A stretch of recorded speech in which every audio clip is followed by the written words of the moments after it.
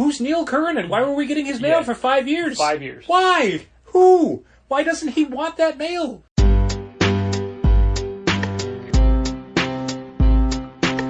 Come on and visit for any occasion. Don't keep patting down waiting. Comics and conversation. Keep the conversation moving along. Keep reading comics, keep your local store strong. If it's hard, then it's a job for the challengers. Comics and conversation, y'all. From Challengers Comics and Conversation in Chicago, this is Contest of Challengers. And now, here are Patrick Brower and W. Dal Bush. Dal, it's one of those episodes where we have several different things I have set aside to talk about, but I don't really have an intro. I don't know which one to go with first. It looks like an intro just developed. I mean, that's the thing with intros, is once you start talking, that's the intro. Yeah, so regardless of whether there's official content, it's there. Yeah. So what I think we'll do is go with what's on the whiteboard.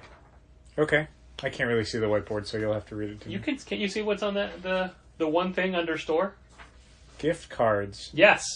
Gift cards. Yes. So, as a business, as a retail establishment where people buy things from us, hopefully people buy goods from us. We provide a service in those goods, but ultimately people are buying the goods. Yeah, the service comes along with the good. Right. And if people don't know what to buy, we want to make sure that they have a way to spend money anyway, whether it be, a Patreon account or a gift card. Yeah, gift card.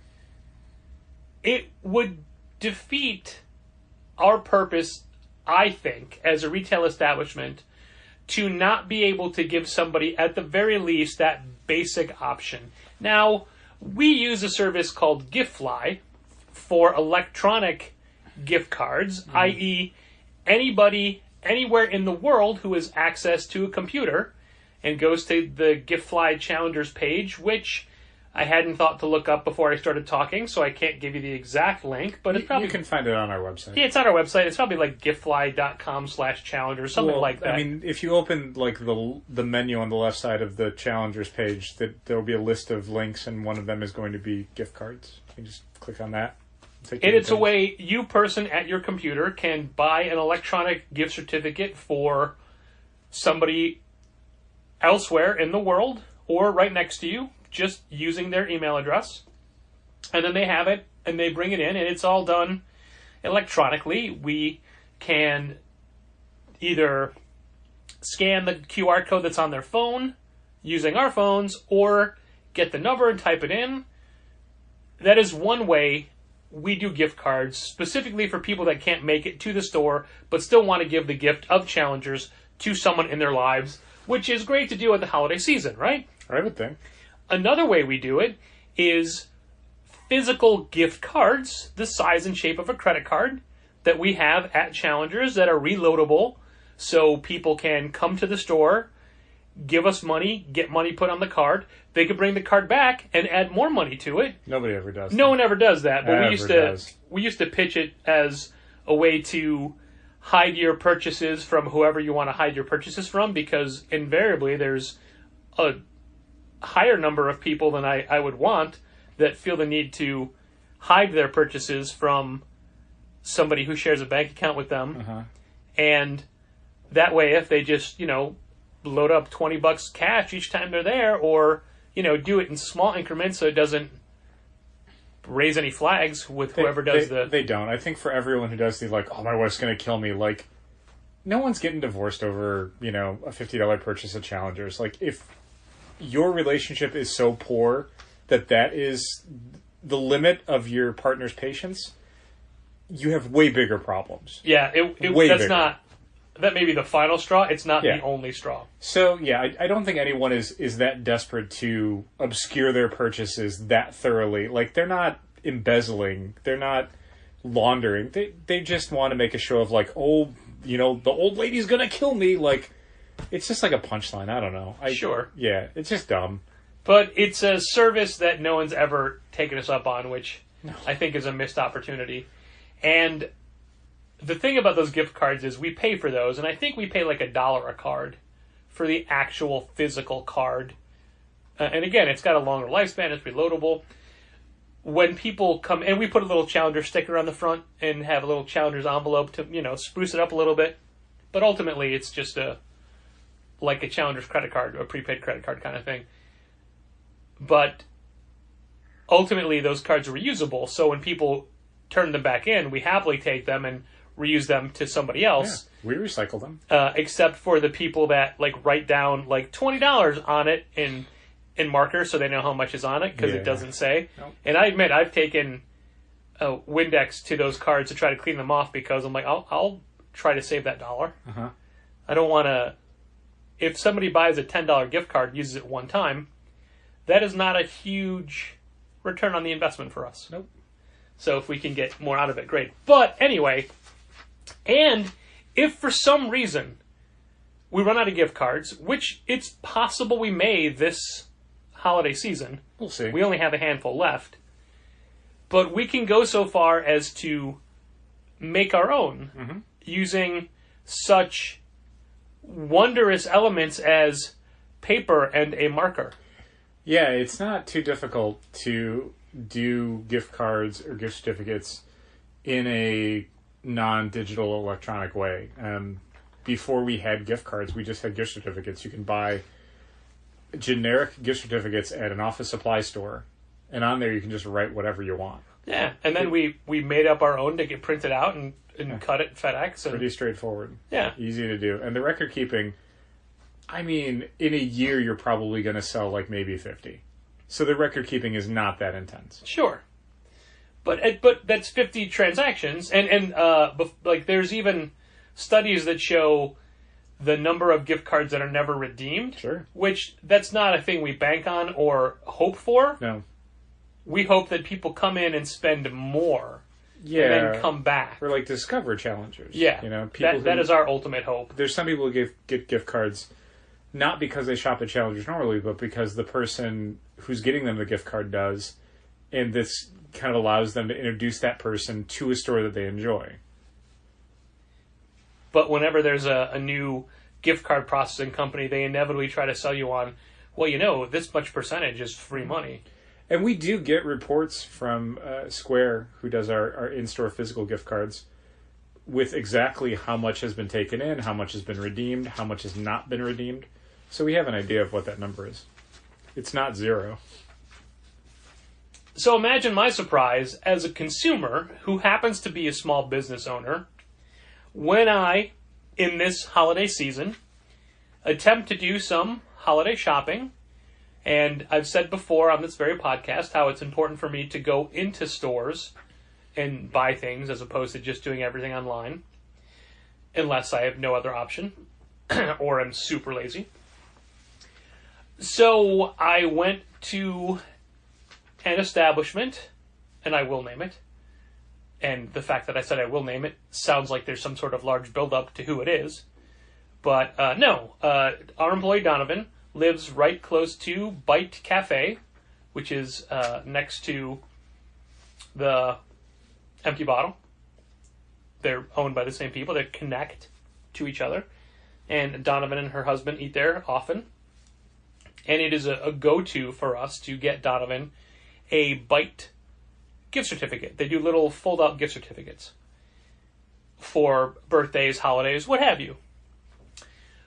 So I'm going to jump back to last Christmas. Last Christmas, I decided that we go to the Bite well a little bit too often. I wanted to change it up. So I got from Donovan some other places. I didn't say, hey, Donovan, where else should I buy you something from? It was casual conversation in the weeks leading up to Christmas. I got 2 different restaurant ideas of places that they like to go. So you and I went and decided, okay, we're going to split half and half. What we're going to spend, we'll do half at Picante and half at this other place, which I don't remember what it was.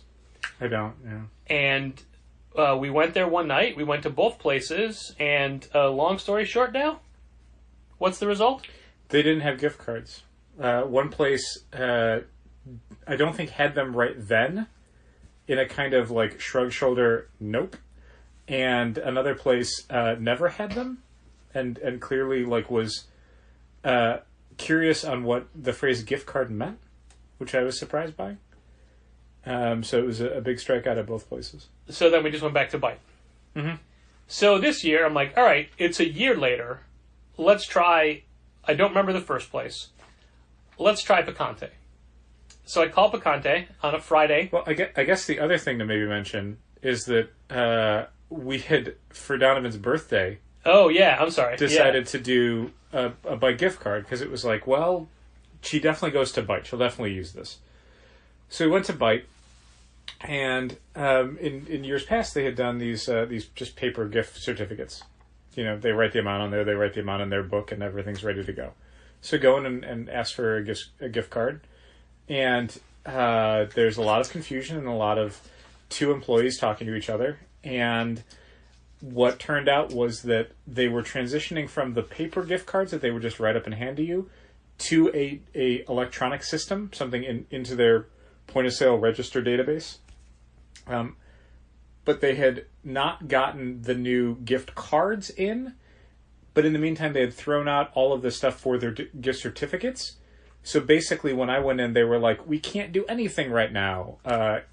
Here's, like, you need to come back on another day and talk to the manager because we don't know why he hasn't gotten gift cards yet. And it's like, all right. So Donovan got cash money in the amount of what we would have spent on a Bite gift card and a birthday card that said, please spend this at Bite. Yeah, super classy on our part, right? Yeah. But, I mean, we got to tell her the story of, look, we wanted to do this. Bite could not figure out how to do it.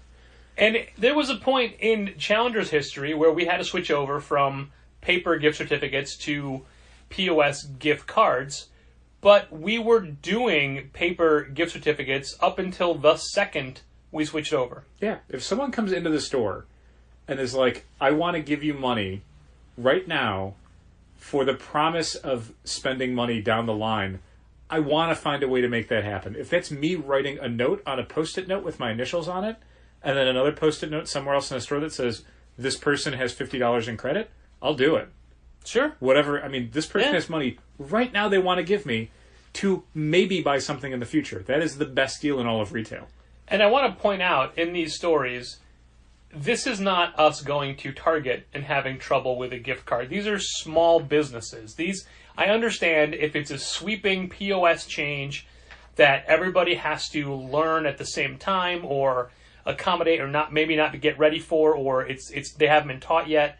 That's a different thing. This is a small, locally owned establishment, just like Challengers. So I call Picante thinking, it's been a year, maybe they do gift certificates. And because of our experiences at other places, I always phrase it like this. Do you sell gift cards or gift certificates? I say both just in case they do one or the other and get confused. Mm-hmm. And I had a gentleman on the phone. He said, yes. And I said, oh, great, you do? He's like, yeah. Almost in that I just said so tone. Like, okay, great. Hang up. A week later, I find myself in that area. But first, I'm passing Bite. So I'm like, all right, I'll stop and we'll do half and half. Half Bite, half Picante. A little variety, right. Go into Bite, walk over to the counter. I'm like, yeah, I'd like to get a gift certificate. And I specifically said gift certificate because that's what they used to do. And the woman behind the counter says, we don't have any. And I said, oh. And she goes, hold on. And she turns to a different employee and says, do we have any gift certificates anywhere? And the other employee says, I don't. Hold on. There's actually somebody I can go ask. And they went into the music side for a few minutes. And then came back through the empty bottle doorway into Bite and said, that didn't help. Hold on. And she's like on her knees looking behind the counter. And she said, kind of reiterating what you had said about, we got rid of them all, but I'm pretty sure I saw one down here. How many did you want? I mean, just one. Okay, I think I saw one down here. And she's looking and she can't find it. Meantime, the other woman hands me a business card and says, here's the business card to the general manager. We've been waiting for months to get gift cards in. If you want to email him and say, hey, I'm looking for this, let him know. It'll mean more coming from a customer who wants it than us just saying, hey, when are we going to do this? Like and I understand what they're trying to say. It means more coming from the customer than it does from the employee. Right. But And I appreciate them both trying to accommodate and trying to help, but the end result is no gift card. yeah, and when you told me that story, I was furious because as a small business owner, it's not. I guess changing gears as a consumer, it is not my job to go over the head of an employee to get results. Like, I shouldn't have to talk to your manager. You can talk to your manager. You can relay this problem. I shouldn't have to, like, lean on your boss to get this result. As a small business owner, the last thing I would want is, like, Donovan on a Friday talking to a customer and going, I don't know the answer to this question. Here's an email address. Go ask Patrick Adele. She can ask Patrick Adele. Yeah. She can solve this problem. Yep. Like, it's not the consumer's job to get the result. That's the job of the employee. That's the job of the manager, of the owner. That's their job. That's literally their job, is customer service, customer relations. The customer isn't in charge of customer relations. That's not their job. Ironically, on Thursday of this week, we had a customer who called with a gift certificate related issue, and they got Kent, and Kent couldn't answer the question, so he didn't say, here, call one of these guys. Yeah. He said, hey, I'll call you back in 20 minutes, and then he got a hold of us and said, hey, what should I do? So I fixed it, and I called him back, and I fixed it while I was on the phone with him. Sure. And then he said, okay, so do you want to call him back? I said, no, Kent. You told him you'd get back to him. Yeah. You do it. Right. You call. You know what I know. Call him back. Yeah. But also, I think that, I could have called him back, but I think it means more when Kent said, hey, I'll call you back in 20 minutes, and he does. Yeah. I think if I'd swept in and taken it, I don't know. Maybe they wouldn't have cared, but I just think it No, serves I it would better. rather it be the person who they already spoke to. Yeah. To show that we get things done. I guess, or just for the continuity of service. Yeah. Like, if you're already dealing with one person, having a second person call you and go, here's what's going on, I'd rather the first person just get back to me so I know that this is someone who understands the situation. I've already explained the problem to them. I know that if they call me back and say, it's been fixed, I believe it has been fixed because they're familiar with the problem. I don't worry that the second person didn't understand what happened in the first place or whatever. So I'm at Byte and I don't get a gift card and I think, that's fine. I'll just go to Picante and put it all in Picante. And I had read some trouble about Picante, or I'd read about Picante having some trouble about not being open at certain points, or maybe they were closing, who knows. But I go there and I'd called and somebody was there. So I go there and they're open, and weirdly there's like a booth right out front of the store that has like disassembled, like it was outside being worked on or something. And part of the door handle's busted, and it's Sunday late afternoon when you think people would be out having early dinner or, I don't know, watching football in a bar or something, because Picante's also a bar. And I walk in and it's empty. And as I'm walking up to the counter, I think, maybe I don't want to give the full amount, because I don't want this to be a case of them using part of it, then coming back and having Picante be gone. Mm-hmm. So anyway, I get to the counter, there's a woman there who says, can I help you? I said, yeah, I'd like to get a gift card or a gift certificate. And she says... What are those? She says, we don't do those. And I literally said, and my voice got a little bit higher, and I literally said the thing that, I know better, but I said, but I called! I called and asked someone last Friday! And she's like, we don't do them. And then she said, if you want, I can take your name and email address and I'll talk to... And I go, no, thank you. Do not bother. And I'm out the door. Do not bother. At least she didn't ask you to talk to a manager. Yeah, that's true. But, someone will get back to me. That happened to me years ago at the video store I worked at in DeKalb when I was trying to buy movies from the owner. And he's like, yeah, just give me your... and I was going home for winter break at that point. He's like, just give me your address. I'll ship them to you. Like, you will not. I absolutely do not believe you're going to do that. Anyway, so, I don't understand how a small business, especially during the holiday season, wouldn't have gift certificates or gift cards available. Mm-hmm. Admittedly, redeeming a gift certificate is not my favorite thing, because if somebody has it for 2 or 3 months and then they come in to spend it, we've long since spent that money. Oh, I guess. I know, you know what I mean. Yeah, I mean, we got their money, and they deserve the product, but it's like, oh. Yeah, I don't necessarily consider that a problem. It would not stop me from selling gift certificates. Or Never. Make me reluctant to redeem them. No, I just... there's still, to this day, people that have paper gift certificates they haven't redeemed. Sure. And every once in a while, somebody will come in, and I just want to say, this is 4 years old. Mm-hmm. There used to be... Sometimes people are very busy in their lives, touring the country and the world as professional wrestlers, and they're not able to get in and spend their gift certificates, Patrick. Sometimes. Kofi has $6.01 left on that gift card. Sometimes. And he will never redeem the rest of it. Don't be sour. That's real good. Don't you dare be sour. Don't you dare be sour!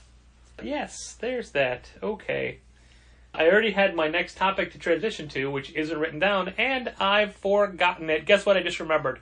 Okay, so if you're just... Yeah, I know, I say so as a transition all the time. So. Sometimes and, but mostly so, then there's a pause. Well... But I called!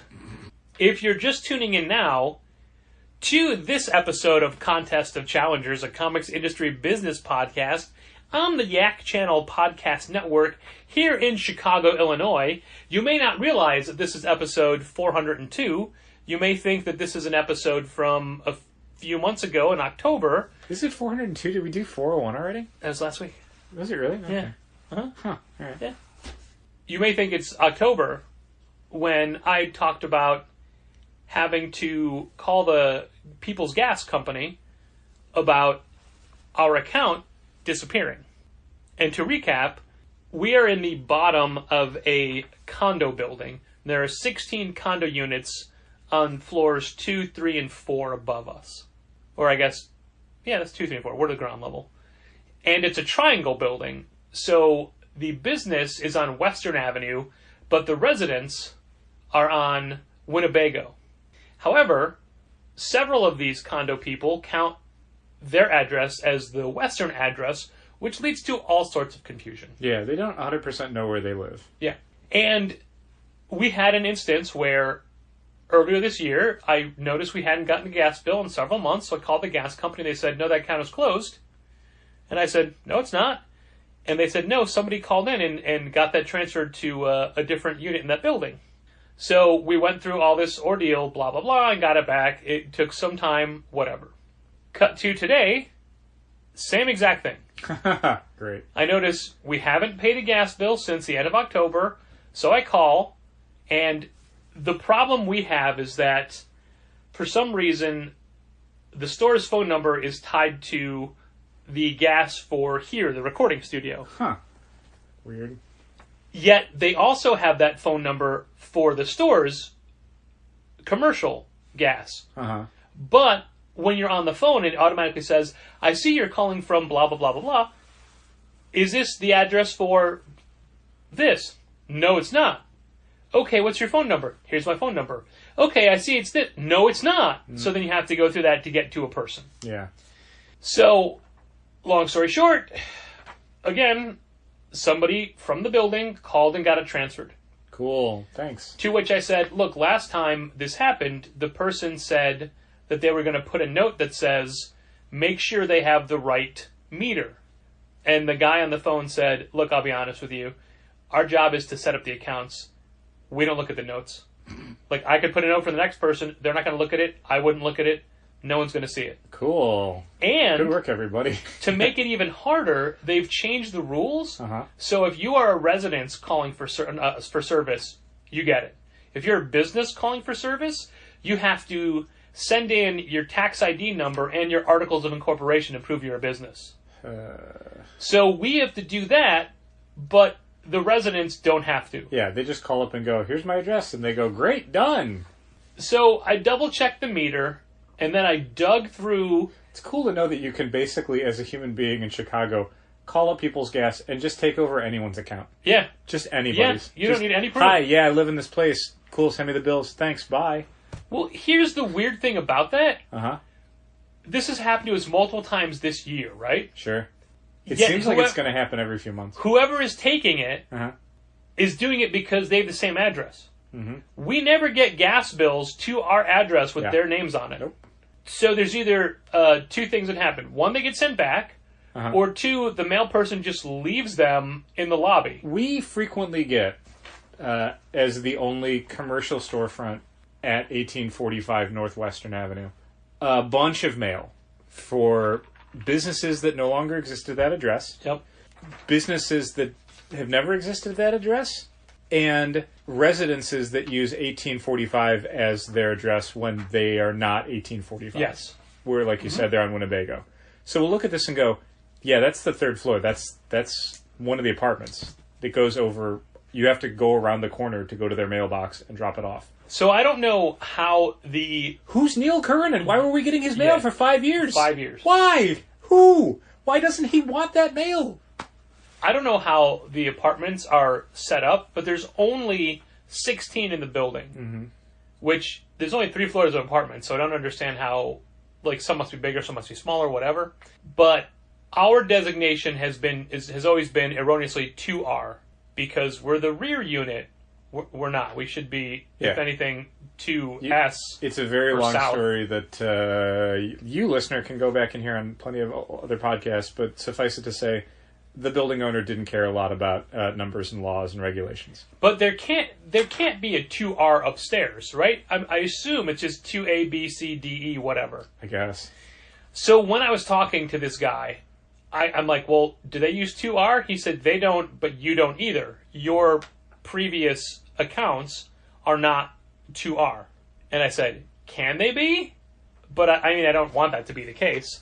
Why not? And because we don't have 2R anywhere on the outside of our building. But, I mean, I wouldn't care so much about that because if the mail's getting delivered and it says Challengers Comics, the mail carrier's going to figure it out. Yeah. And if it says 2R on the account, some idiot on the 4th floor who gets moved into the building won't accidentally take our account because it'll say 2R, and they're not 2R. I wonder if this is just a case of them calling up and saying, yeah, here's my address, and then they plug that in and we're the first one that comes up, and so they take it. I have no idea.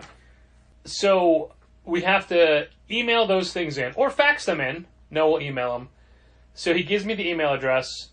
After it's all said and done, I go outside. First of all, I've said this before, I dug through 10 years worth of emails and found initial emails from the original building owner that specifically said which meter number was ours. I double-checked with the guy on the phone that was the same meter we were being billed to last time we had the account back in October. Still is. Same meter for almost 11 years now, right? So it's not, there's no error on our part, it's the right meter. I go outside, find the meter, I write Challengers Comics on it in marker so we easily know, hey, that's ours. This one is ours. I send an email to People's Gas about setting up the new account. It bounces back. Email address doesn't exist.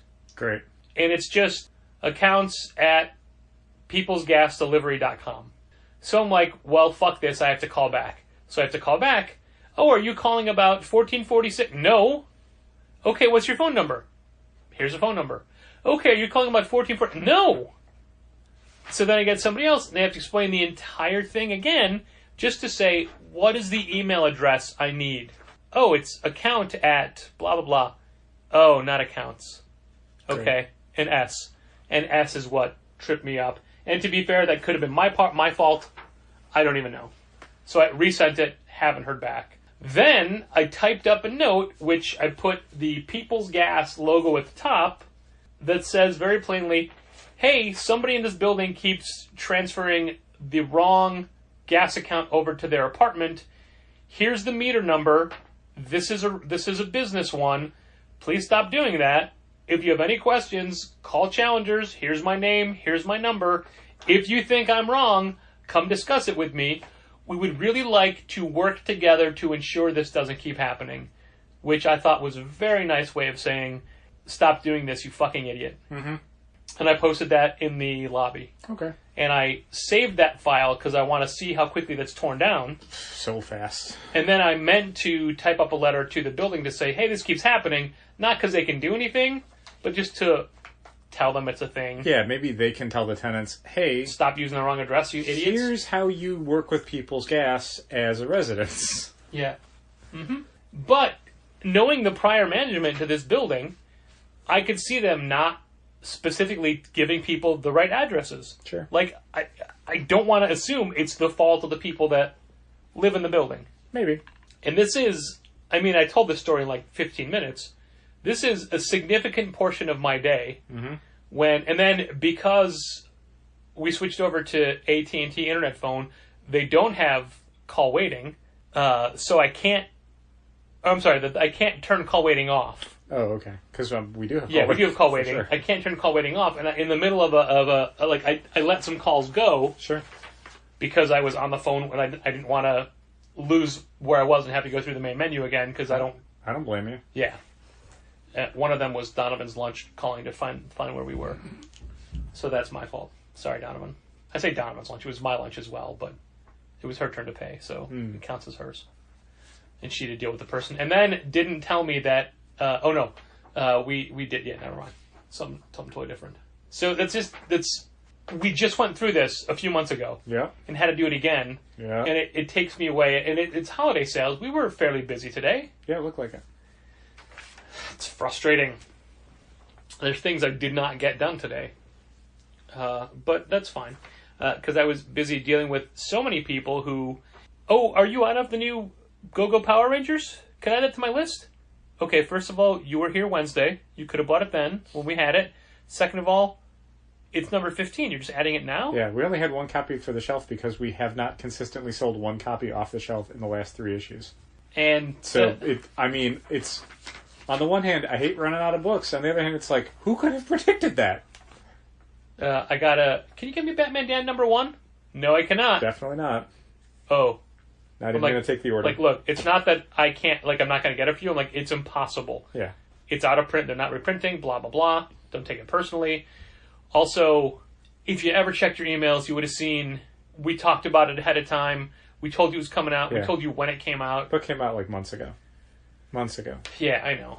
And the number of people who are adding, as predicted, the Batman Who Laughs, you knew you were going to add it. More people were adding Batman Damned this week than Batman Who Laughs, which honestly is pretty typical in that we'll have a ton of people pick up a first issue and then not add it. And then when issue 2 comes out, it's like, oh, I wanted to be down for that. You had a month. Yep. What were you doing in the last month? I mean, you read it right away. You didn't just read it yesterday.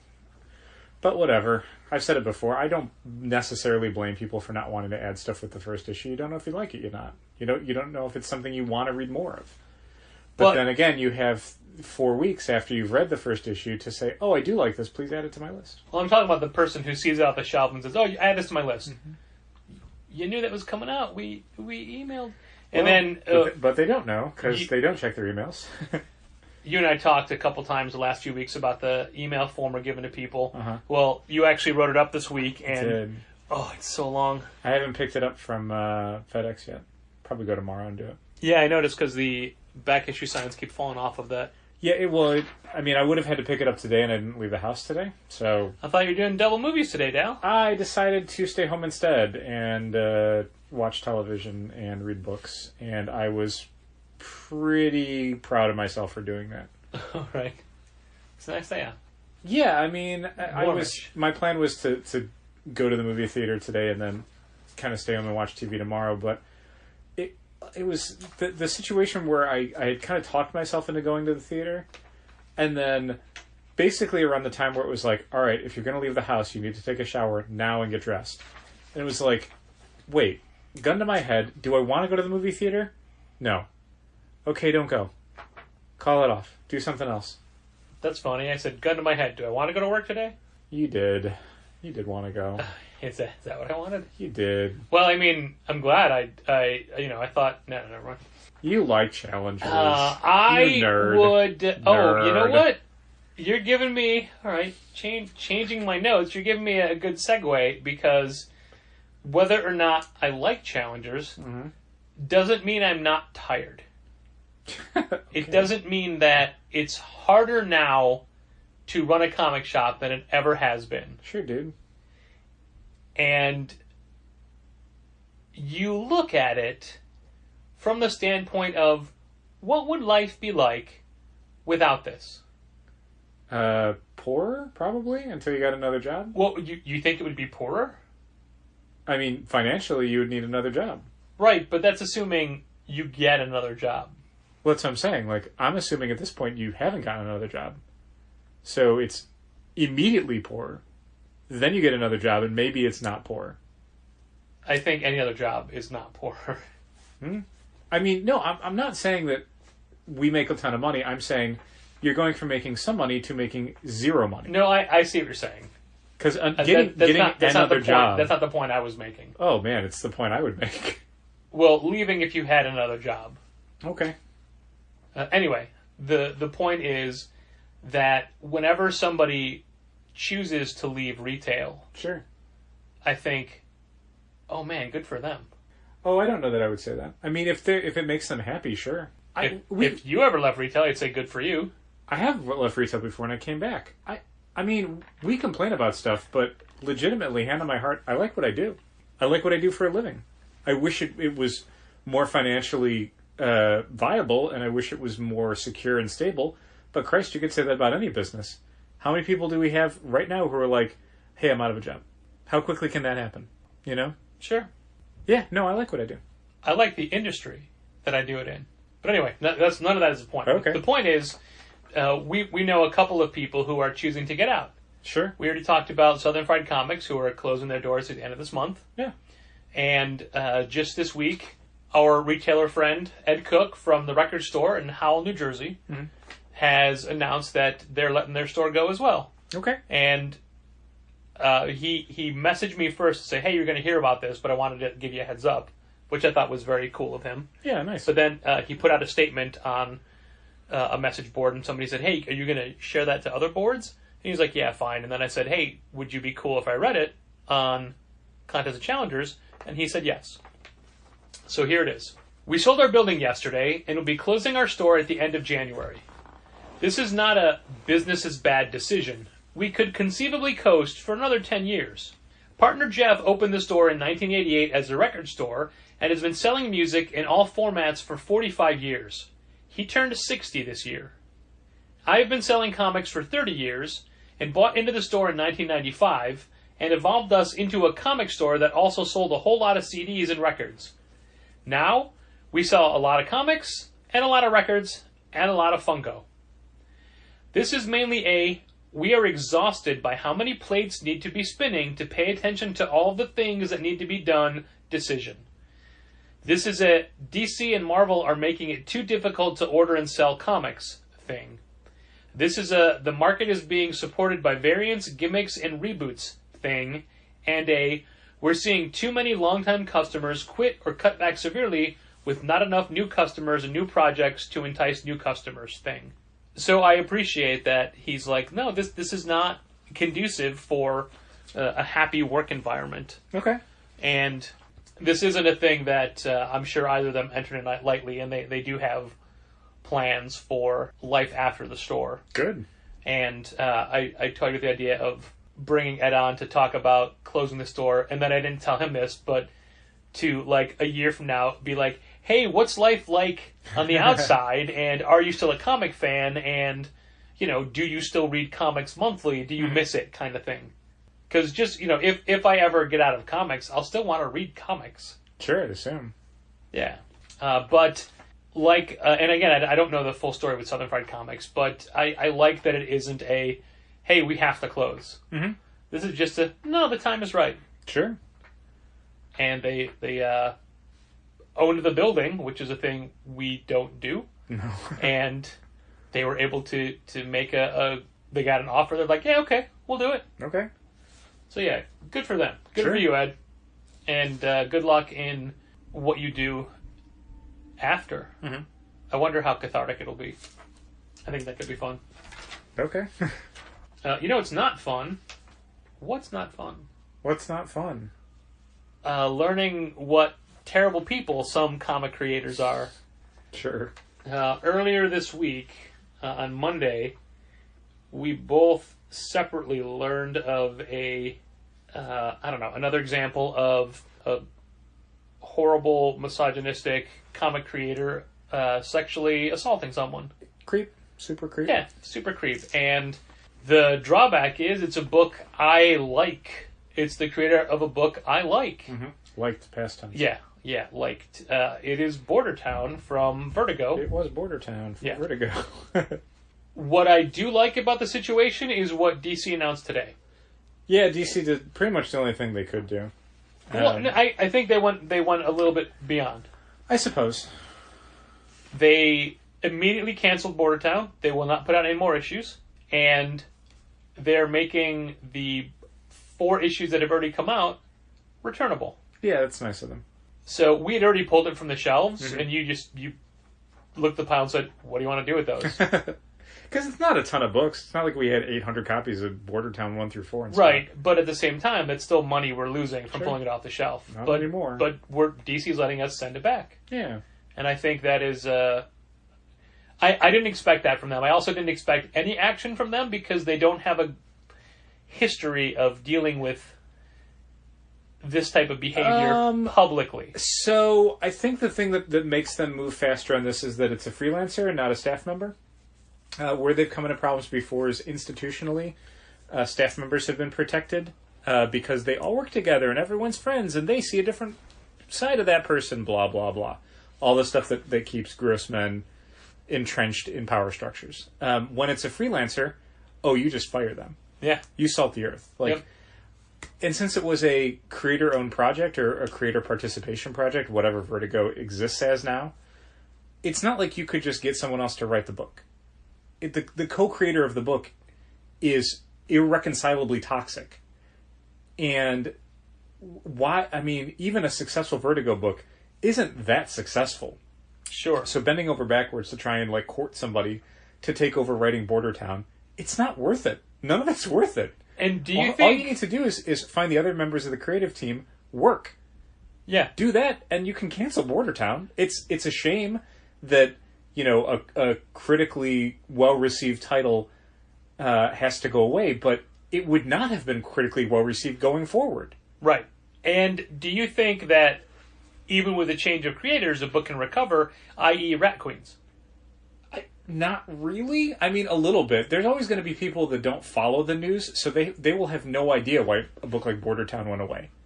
They don't read the boards. They don't follow those creators on social media. To them, it's just, when is Border Town 5 coming out? They have no idea. And it's a similar thing for Rat Queens. If you were, into comics journalism and, the comics community when a lot of the Rock Upchurch stuff was breaking, then you were intensely aware of what was going on at Rat Queens. And the same thing for Tess Fowler and other creators, that it has not been a good book for people to not get mad at. Rat Queens is a book that's engendered a lot of criticism from the way the creative team has treated people or been treated. But that's not a thing that you would know just picking up Rat Queens. That's not a story that's necessarily going to be in the letters page. Yeah, right. So, yeah, you could redeem a book like that only in the sense of people don't know why it needs to be redeemed. But in general, it's just not worth it. The higher a book sells, the more likely a company is to try and do something to figure out how to save that investment. But, yeah, a book that sells... 7,000, 8,000 copies for DC. Who cares? I do feel a little bit bad for artist Ramon Villalobos. Sure. He's a friend of the store. He's done an event with us before. But B, he was on Nighthawk, and Nighthawk got canceled amid controversy. And we talked to him at C2E2. He said in interviews, this is a book that meant a lot to him personally. The subject matter it was dealing with were things that resonated with him. So to have this happen where it's not only a book that doesn't exist anymore, but basically it's like it never happened. It's months of his life that he's put into this book that now is not going to get collected, is not going to stay in print. It's gone. It's just gone. I really hope that DC already came to him with another gig. I really hope so. It's no fault of anyone in the creative team. Him and Tamara Bonvillain should absolutely be given, makeup work, essentially. Like, something else that they can do for the months that they would have been working on Border Town while they look for more permanent work. I realize we're not talking about the incidents, but we're not going to. You can find that stuff online. Yeah, you can just Google the name of the writer, Border Town, and you'll turn up a few different sites covering... I like how, when this information came out, he was not named. No. But separately, and through different methods, you and I each very quickly found out who it was. Yeah, in the description that the woman had about what had happened to her, she tossed in a couple things that were kind of key identifiers. Yeah, she didn't name names, but she pointed you in the right direction. Yeah, this person did this thing in this place professionally, and you went, okay, let me type that into Google. Oh, it's only this person. Okay, great. That's definitely who it is. So, yeah, I'm not usually the internet sleuth who puts these things together, and if I could get it in literally one Google search, everybody knew within, minutes of it hitting the internet exactly who it was. To make matters worse, we found out that another good friend of the store had also a vile encounter with the same person. Yeah. So there's definitely a pattern of behavior that has existed for a while. Somebody had... a woman had posted online a really interesting point that I thought was good. It's brought up a lot in culture now that believing women when they come forward with these stories is incredibly important. And one of the pieces of that is that by doing that, it enables more women to bring up instances that people need to know about. For this creator in particular, I think it was sort of listed maybe in this woman's account or maybe other places that were covering the story that there's been kind of a whisper network about this creator for a little while. Yeah. That this is someone to be careful around, that this is someone who is not trustworthy. A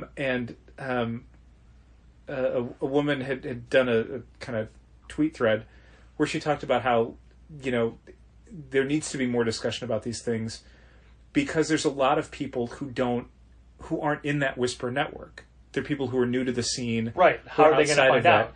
And so, the women who are in relationships with these men, it's not that they know about it and they've decided it's okay, so they're bad people. They might have never heard about it. They might have never been in contact with someone who's been in contact with this person who could say, oh my God, this dude's a super creep. Don't go anywhere near him. Yeah. The creators on the book, on Border Town, hadn't heard these stories. And in fact, the one story that they'd kind of heard wasn't to the degree, I think, of the woman who had reported on this guy. But they had been assured, the creators of Border Town had been assured by DC that they were investigating this other complaint and it was a one-time thing and it's being handled and it's not actionable. It's not a problem. I'm sorry, what's the timeline for that? Prior to the writer being exposed. Okay. Do you know how far before? I don't. It was a tweet that Tamara Bonvillain had on in the last few days. Oh, man. That basically, I don't know if it was prior to the launch or prior to this coming out, but and again, there's no details. There's just a vague, they had heard something and they took it to DC and DC had heard about it and it's being taken care of and it's not a problem. And I think Tamara had specifically said it was not to do the degree of these stories. So if it had been to that level, she would have walked away. Gotcha. But it was something where it was like that was the only thing they heard and DC assured them it was not a problem. This is horrific and vile, no matter where it occurs. Mm-hmm. But what made me just the sickest is that we're referencing him as a Vertigo creator, but all of these things happened when he worked in a comic shop.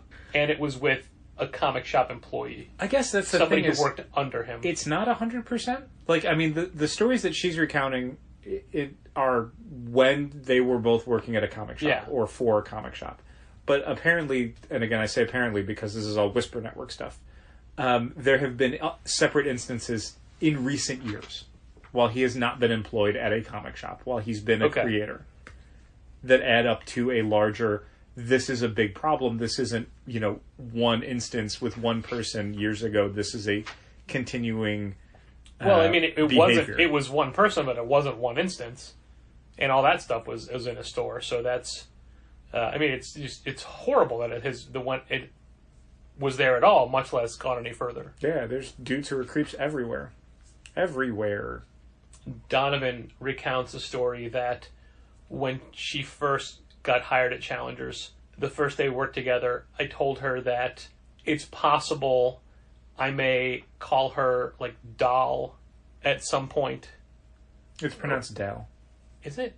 There's an H, though, right? Doll? Dal. It rhymes Doll? with pal. Okay. Like Lucy and Isaac's kid. She says sweetie, but I'm like, no, I would never call anybody sweetie. That's not a thing. It's Tony Valdez. Yeah. But I'm like, no, it was most likely doll. And she recounts it as, like, she appreciated it. Sure. And it was me saying, hey, this just may slip out. Yeah. It is a way that I talk that I'm trying to break myself up, but it'll take a while. And I haven't done it in years. Good. I mean, I will occasionally use it specifically on purpose in a situation where I feel warrants it, but that is not to a coworker while we're at work. Okay. Do you just say it to your action figures then? I do. That's the problem. I've changed to calling women action figures. Like, what's up, action figure? Interesting. Yeah. I wonder. Yeah, I wonder how people would take that. Don't try it out, but I wonder how people would take it.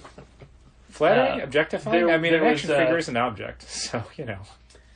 I was also talking about this to Caitlin Challenger today, and we were talking about our first day working together as well. And I won't repeat the things we said here because they're fine. There's nothing inappropriate, but they do have that whenever someone says that sarcastic joke element to them that can be misconstrued. Sure. And for the record, it was her. The things she said. The things she said, not the things I said. Things I said were tame. Sure. The things she said were... I've met her. She's filthy. So none of that's a surprise. Like, even that right there is a thing that you have to worry about being taken out of context because you are only joking, or are you? I mean, what I'm saying is, if anyone would have, like, cause to take action in a situation that I'm in with Caitlin, it would be me. That's what I'm saying. It's things where it's like, this isn't appropriate. What did you say after the dinner we had with her and Jimmy recently? I don't remember. Like, oh my God, every story that woman has is about her being horrifically mistreated by a random general member of the public who she doesn't even know. Yeah. Like, she just has the worst luck, not luck, but just people harass her all the time. Well, I mean, most likely due to her appearance. That's a thing that comes up when women report on sexual harassment in the workplace or just in general, is that the stories that men have heard are the tip of the iceberg. Yeah. Those are just so the ones much you've heard. more that women will only tell other women. Like, it's not even worth them telling men because men cannot contextualize it. Like, so, yeah, none of that surprises me, and it's all horrible, and as a gender... we're just doing a real shit job of it. Just a real shit job. Yep. And we've had thousands of years. And it doesn't seem like we're getting any better. No, I think we're getting worse. Yeah. We're just getting, I think, differently bad, if that makes any sense. Well, in an attempt to be different, there's a new publisher in the industry. You like that segue? Sure. I thought that was good. Yeah. A publisher who's trying to do things differently. They're called TKO. And what they're doing differently is they're avoiding comic stores altogether and selling directly to consumers. But they're also... their formats are everything at once. They're Netflixing their... It's weird. Like, they have a real emphasis on, like, binge reading, which is, like, just sell a graphic novel. Like, the idea of the whole story at once. Yeah, man, graphic novels, trade paperbacks, they've existed for decades. I mean, I don't think... but I guess the problem is that Will Eisner didn't call it binge reading. You know what I mean? Sure, so that was the problem. He was really way behind the curve on that one. So they just popped out of the floorboards with some big name creators like your Garth Ennis and Steve Epting, and I, honest to God, can't think of another one, but they're probably those are the two big ones. Yeah, and they're both working on one book. Surprise, a war comic. Yeah. And a spy comic at the same time. Yeah, nothing else in the initial offering that they had posted about made me super excited about it. I thought, yeah, we can sell that Garth Ennis one to the folks that buy Garth Ennis war comics. I mean, I'll be honest, when I look at those two creators on a book from a new publisher, I mean, without knowing subscriber numbers, I'd maybe order like 10 for the shelf. Yeah. Not a ton. It's not a book that is going to be a huge moneymaker for us. So then when they don't announced... worry, you don't have that option. Yeah.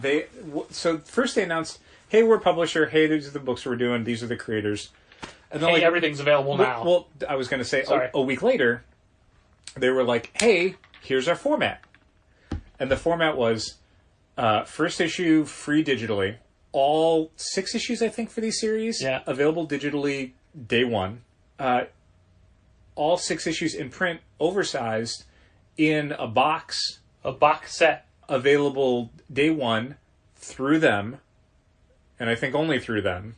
And then I think maybe graphic novels or hardcovers or something. I don't know. I don't know what the rest of it was. But the comics portion was in print, only available through TKO. And it was like, all right, good luck with that. And then we noticed on Wednesday they followed us on Twitter. And then they put out a tweet that referenced all of the comic shops in Chicago, saying, hey, if you want to see TKO books in these stores, have them contact our sales department. So, here we go. Here's the second half of my thing to read. Okay. It's a little bit longer than the first one, sorry. TKO does things a little differently than most publishers. We offer 2 plans. One is the industry standard wholesale upfront purchase of a set number of books. The other plan is unique to TKO. It requires no capital outlay or pre-purchase of any set number of books. It levels the playing field of stores of all sizes and works as follows. Get your protractor ready, Dal. This one is gonna be some math. I do like math. We send you a free copy of all of our offerings, box sets, individual issues, trades, for display. You are issued a discount voucher / code specifically for your store. This grants your customers a 10% discount on all TKO offerings, and your store receives 15% off all sales under your store's voucher code, No one wants to buy digital comics at stores. all digital copies purchased. They never have. They never will. Our average order is $31, making the typical 15% store cut of each order about $4.50 US dollars. Sure, as long as you're making up numbers, sure. 15% of $800 that someone could also spend is a huge number. That's great. That's great for you. Payments- It's $120, Patrick. Payments are credited to your designated account as soon as they are received from customer by TKO. Often on the same day the voucher code is given to the customer. If you have computer access in your location, they can buy there, They definitely won't. or on their smartphone, or through any device with internet access. We will also print custom flyers / postcards for your store with your custom discount code. Our system credits you the 15% as soon as the purchase clears our site. How do you think they feel about this? We feel this makes our cutting-edge products available to all, irrespective of store size or location, requiring no commitment of capital or space other than the display of the titles. Your customers can also review all offerings on your website and even read the first digital issue of each title free of charge on your Try Before You Buy program. I've already signed us up. Fantastic. Yeah, I mean... Super smart. I asked for what we have. Yeah. Counting the 2 back rooms and sidekicks, we have 1,500 square feet. I asked for 1,500 displays. Yeah. Why carry anything else? Yeah. The deal's so good. Here's why the deal's terrible.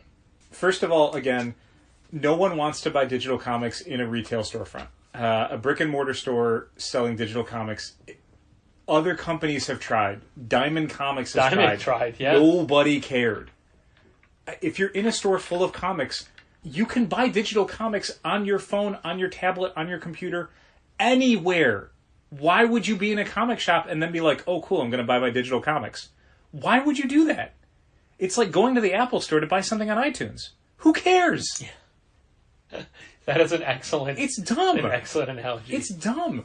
And then, so for stores, they're pitching it as a very, like, you've got these things in your store, it costs you nothing, and you're going to get 15% of what people buy.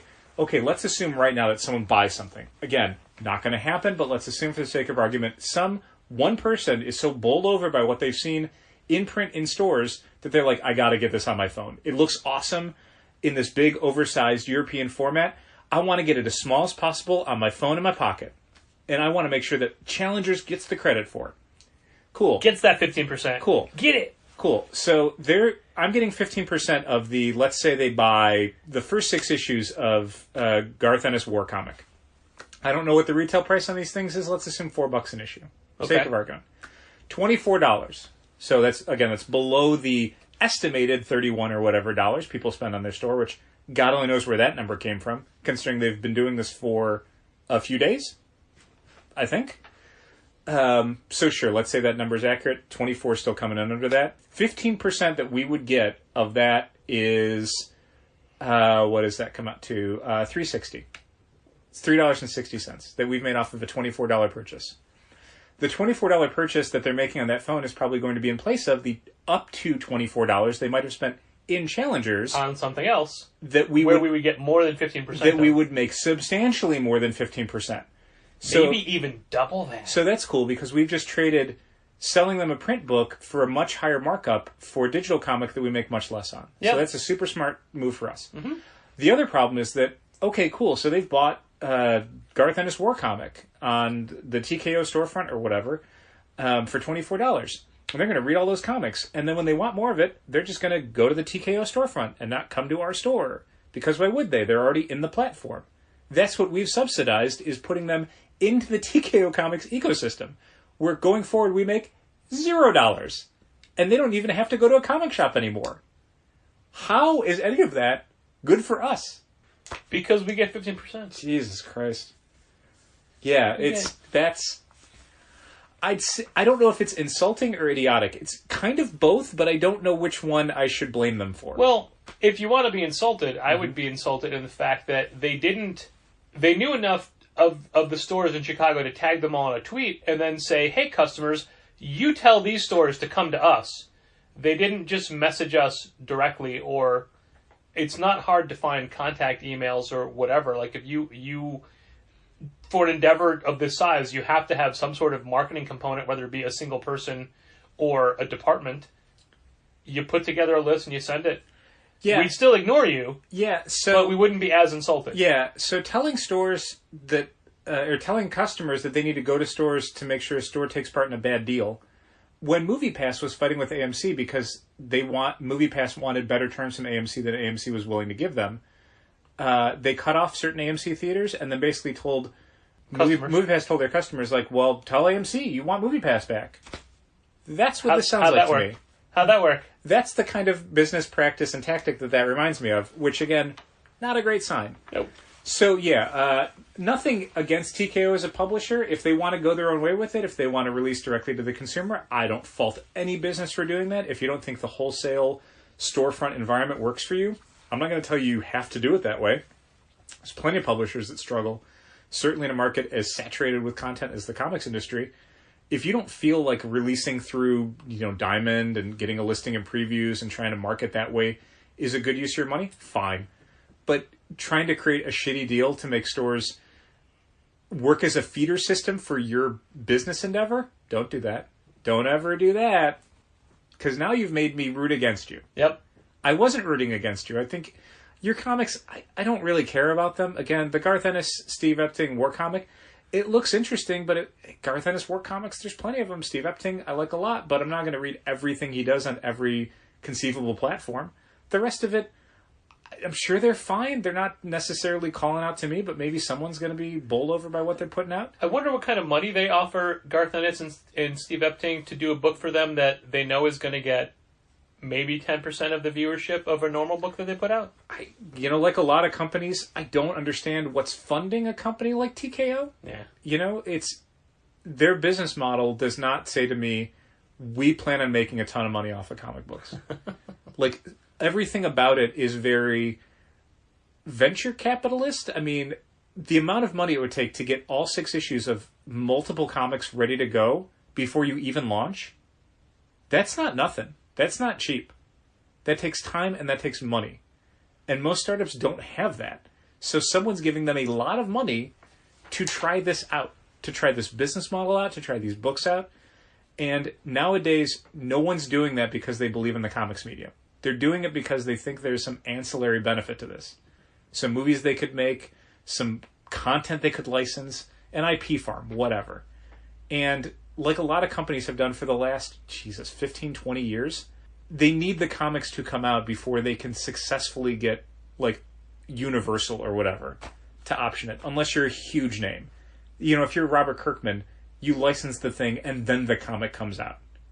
But if you're a brand new publisher, you need these things to be out so you can go to someplace and go, look at this awesome thing we've got that you're never going to read, but you think it's a comic now, and you think there's going to be a ton of fans, so you're going to option it. You're going to try and turn it into a movie. Or you're going to be like Legendary and sign exclusives with Grant Morrison and Kelly Sue and Matt Fraction. The Kelly Sue Matt Fraction thing is surprising to me because it's a multi-year deal, and I thought they had a multi-year deal with Universal already that resulted in apparently nothing coming out, which... Maybe that deal's up.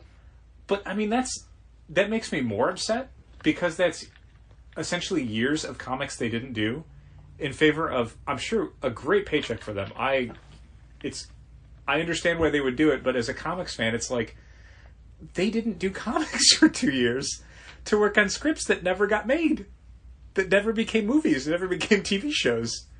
And now they're going to go to Legendary and make a ton of money, and that's great for them. They got a family. I get it. I don't like being poor. I understand why people do stuff for money. But it's, as a comics fan, it's another, like, so Bitch Planet's never coming back? Is that what we're saying? Yeah, at least with Brian K. Vaughan, I know that he's worked in other media and made other deals. And I said Morrison. Morrison might be one of them. I was thinking of a different bald-headed comic writer. It's true. But yeah, BKV has done Saga and Paper Girls and Private Eye and Barrier and show ran Under the Dome. And We Stand on Guard and you know, a Walking Dead one-shot. He's done plenty of stuff while he's been doing other things and working on other projects, so I believe he can keep doing it. But, I mean, what I've seen from Fraction and DeConnick is that nothing happens when they're doing the other stuff. They're just doing the other stuff. I mean, Sex Criminals was coming out, but that's only got 5 more issues on it. Yeah. All the projects that have been announced for the two of them from Image they are nowhere, are on no schedule. Nope. And some of their collaborators have moved on to do other things, which in turn have not come out. So who knows? I know exactly what we're thinking of. But yeah, the TKO thing, it seems like what to them internally sounds like a very good deal, but to us is either insulting or idiotic. Pick your poison. Okay, lightning round. Mm-hmm. It's been a busy week in comics, Patrick. Sure. I'm just going to jump in and mention that on Saturday, December 22nd, our last event for the year, we have a Christmas wrapping / Christmas cookie / hot cocoa party where we will have people wrapping at the store, wrapping gifts from 11 to 3. Gifts you bought at Challengers, not necessarily that day, but also that day. Yeah, well, so if you've bought stuff at Challengers over the last few weeks that you have not wrapped yet for Christmas or the holidays, bring them in. Bring your receipt. We will. Yeah. So we can. I mean, we would like to be sure that it was from Challengers. So if you can bring your receipt, that'd be helpful. But yeah, bring your stuff in. We'll wrap it up for you. There is no charge for the gift wrapping. 2 wonderful women have donated their time, and not only will they be wrapping, they'll be the ones baking cookies as well. I mean, the cookies will already have been baked. Yeah, they can't bake them at the store. Yeah. Not well, anyway. But I just got information today. I can't confirm this. Fingers to ears. A very special guest will be stopping by sometime in that 4-hour period on that day. I can't say who, but they are very closely associated with the holiday we're doing all of this for. Easter Bunny. Dal, I said I couldn't confirm it. I can confirm it. It's definitely 100% the Easter Bunny, except no imitations. Did you know that A, G. Willow Wilson was leaving Ms. Marvel, and B, that book was ending? I learned both of those facts today, as well as a third fact that's related to that. Right. Which the G. Willow Wilson. Well, we'll talk about that in a second. Sure. The G. Willow Wilson. All I was going to say was, which is what we're building up to. Sure. The G. Willow Wilson leaving Ms. Marvel thing has felt like an inevitability. Sure. The last year or so of the book has felt very much like a, what do we have left to say about this character? So, yeah, I didn't have like a date picked out that I was betting on her leaving the book, but it felt like it was gonna happen soon. So when I'd read today that she was leaving the book, it wasn't this like blindsided gobsmack of, oh my god, how? So much as, it's been 5 years. That's a long time on a character you created but didn't own, you know? On a Marvel superhero book, 5 years is huge. It's an eternity. Yeah, there's 12 other books That's half a dance lot. that didn't even last, like, collectively did not last that long. And yeah, the idea of ending the book with her leaving the book is maybe a nice way to do it. Give a new creative team a shot at what will inevitably be a new number one. I mean, whenever that happens. When do you think that'll happen? The next month. Oh, I'm sorry. Yeah, I didn't get what you were doing. March 2019. Yeah. Which is why they're announcing all this, because it'll be in the next catalog. The next catalog. They gave it to maybe the most obvious choice, considering it's a teen hero, a certain ethnicity, certain identity to her. They gave it to Saladin Ahmed, who is a phenomenally talented writer at Marvel. Did the excellent Black Bolt, which everyone should read. If you ever liked The Vision and you never read Black Bolt, check out Black Bolt. You really like it. It's Black done. Bolt's Vision. It's done in a lot of the same way. It's not hitting the same beats, but its approach to Black Bolt is kind of the same approach that Tom King had in The Vision.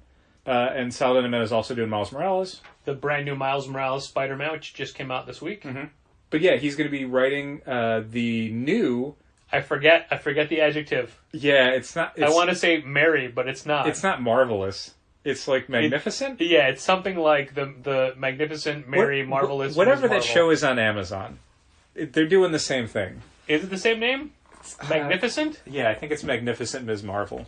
I at least appreciate them using an adjective that has the same letter that it starts with, so it's not going to confuse or cause that much annoyance when having to move Magnificent it Ms. Marvel. Okay. Yeah, okay. Could yeah. I didn't even make the Mrs. Maisel connection. Mm-hmm. I didn't, because I don't watch that show, although I hear it's very, very funny. Everyone says it's like the one really good show on that platform. Bosh. Ooh, not sure about that.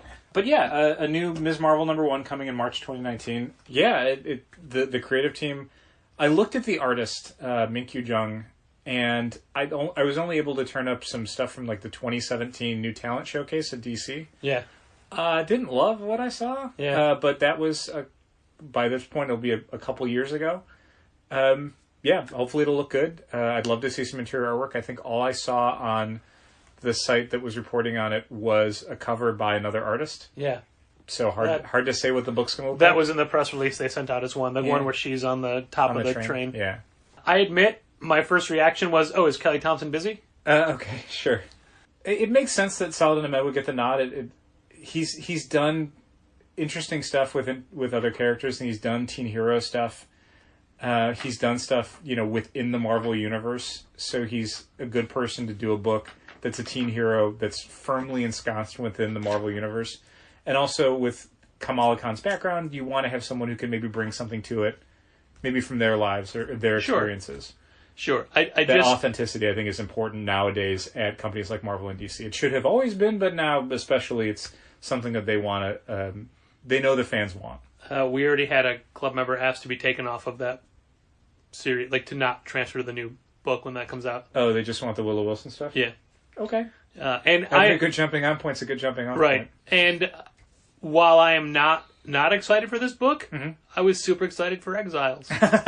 Exiles is maybe the one bum note in his Marvel CV. I liked Miles Morales #1. It's not, a showstopper of a first issue, but it does what it needs to pretty well.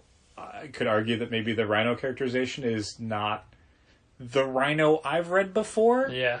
But overall, it's a fun comic that does what it needs to do at a time where a lot of new Miles Morales fans are going to be going to stores and they don't necessarily want to plunk down the $30 or $40 to get the Ultimate Collections. They want a Miles Morales comic that brings them up to speed on what that character is about in the Marvel Universe. And yeah. Miles Morales #1 does exactly that. Literally, right before we started recording, I got a text from somebody saying, "Hey, is that giant robot spider in Into the Spider-Verse, is that from the comics?" Yes, it is. Yep. Spider, co-created by Gerard Way. Yep. Yeah, did you like Into the Spider-Verse? Yeah, I did. It was real fun. It's a very fun movie. It's a fun movie, but it's a very funny movie as well. But at the same time, it's darker than I was expecting. There's deaths in the movie where I'm like, God damn, I was not expecting the animated Spider-Man movie to have stakes. Yeah. You know?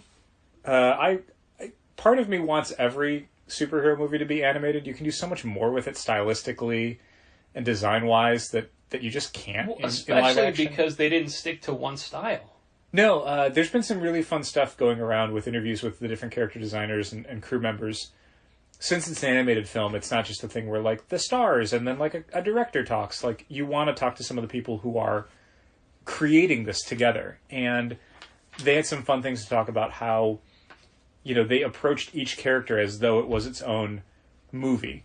So they would apply different effects to different characters to make sure that Spider-Man Noir looks different than Penny Parker, looks different than Spider-Gwen, looks whatever. Like, and there were even some fun stuff that I think you could see in some of the trailers, where, like, when you see Spider-Gwen in Earth 65, it's all colored like Rico Renzi colored it. You know what I mean? Like, it's got those same streaks of color defining buildings more than, like, thick black outlines. So they're very cognizant of, like, where these characters came from, who drew them, what the approach was for the, you know, Elseworlds approach of the character. And they want to see that replicated in the movie. And that attention to detail, that emphasis on engaging with, like, the source material, I don't know that I've ever seen that in a movie before. Like, even to the point where there's a recurring gag they do where they introduce characters and they introduce them kind of on a comic book cover. Yeah. And they got Sarah Pichelli, Jason Latour, they got people who were involved with these characters to do this artwork. It wasn't just like they just, you know, pulled in some intern and went like, we'll draw this. They said, no, you know, Sarah Pichelli created the look of Miles Morales. Like, we need to have her involved in this if we want to make this as true as we possibly can. And Miles knows her. She's in his phone. It's true. Yeah, Bendis was too. Yeah. Steve Ditko, I think, as well. Miles knows everybody. Yeah. Everybody. If you haven't seen it yet, definitely stay to the very, very end of the credits. Yeah. There's an end scene at the very end of the credits that is excellent. Yeah, totally worth it. Yeah. And there's after you see it, there is a scene from the movie that I want to be made into a print, and I want to hang up in this very studio. It made me laugh so hard. I love it so much. I told you. Yes. Yeah. I had to think about which. Yes. Oh God. I mean, if I can't find it, I will find a way to get that. Somebody somewhere. Yeah. I mean, at the very least, when the Blu-ray comes out, we can just screen cap it. Right, that's what I said. Somehow. Send it to like a digital printing place, put it on canvas, because it's going to hang up Oh, forever. God, it's so good. Everybody in the movie is great. They did a great job of reaching out to some interesting actors. I was watching a bit with Jake Johnson today where he did an interview with the AV Club, talking about his experiences doing voice acting and kind of how he did it and what about it was important to him. It was fun to see someone, you know, I don't know how serious he is about it. I like to assume 100% serious, but it's nice to see people, you know, feeling like this was something that was important to them. They wanted to give, you know, it wasn't just cashing a paycheck. It was, let's really perform. Let's really embody these characters. So everybody in the movie, Brian Terry Henry and Mahershala Ali and Haley Steinfeld and on. I mean, up and down the cast, like Lily Tomlin, everybody's great.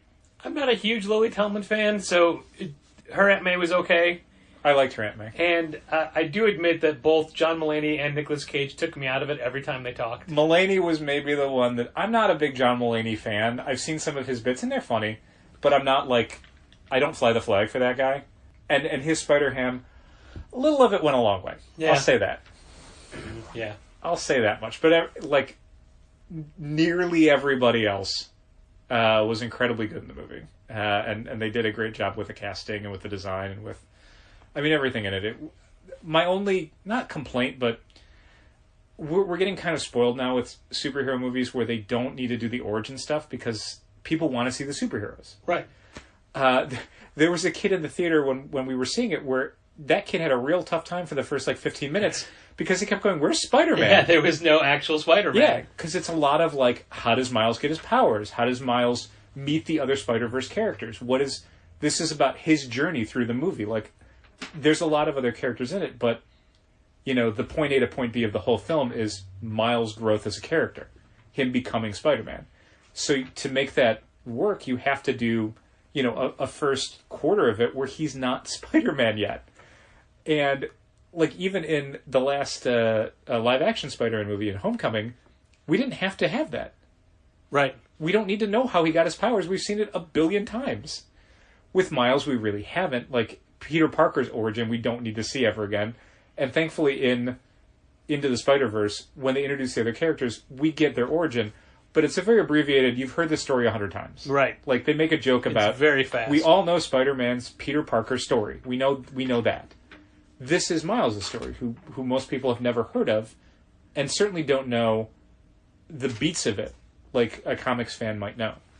Yeah, totally worth seeing. Very, very fun film. Totally worth seeing again. Yeah, maybe at that. Well, there you have it. We only have one more episode before Christmas and then one more after that for this year. And who knows what the new year holds for Contest of Challengers. I'm guessing it's more of the exact same. Thanks for listening. Keep reading comics. This has been Contest of Challengers. Thanks for listening. Keep reading comics. Challengers is located at 1845 Northwestern Avenue in the Bucktown neighborhood of Chicago. 773-278-0155. Keep up to date with new releases and events at challengerscomics.com. Like Challengers Comics on Facebook, follow @Challengers on Twitter, and help fund this podcast at patreon.com/challengers.